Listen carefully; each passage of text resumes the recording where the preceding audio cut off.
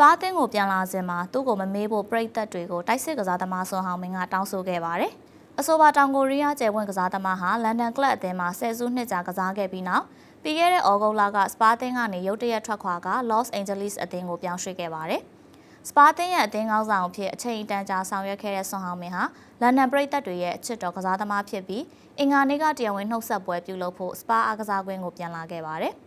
စလာဗီးယားပရက်နဲ့ချန်ပီယံလိပွဲမတိုင်ခင်ကွင်းထဲကိုဝင်ရောက်လာခဲ့တဲ့ဆွန်ဟောင်မင်းကကျွန်တော်ကိုမမေ့ကြပါနဲ့ကျွန်တော်ဟာအမြဲတမ်းစပါဖြစ်နေမှာပါအမြဲတမ်းလည်းခမားတို့နဲ့အတူရှိနေမှာပါလို့ပြောကြားခဲ့ပါတယ်။ဆွန်ဟောင်မင်းဟာစပါနောက်ခံလူဟောင်းလက်တလီကင်းစီကနေအမှတ်တရဆုဖလားလက်ခံရရှိခဲ့ပြီးနောက်စလာဗီးယားပရက်ကို3ဂိုးပြတ်နဲ့အနိုင်ရခဲ့တဲ့ပွဲကိုကြည့်ရှုခဲ့ပါတယ်။စပါနီးပြသောမတ်ဖရန့်ကလည်းဆွန်ဟောင်မင်းကိုမြင်ရတာဝမ်းသာပါတယ်။ပွဲပြီးတာနဲ့ချက်ချင်းပဲကျွန်တော်သူ့ကိုတွေ့လိုက်ရပါတယ်။စပါအသင်းရဲ့ကဏ္ဍဝင်တူပါ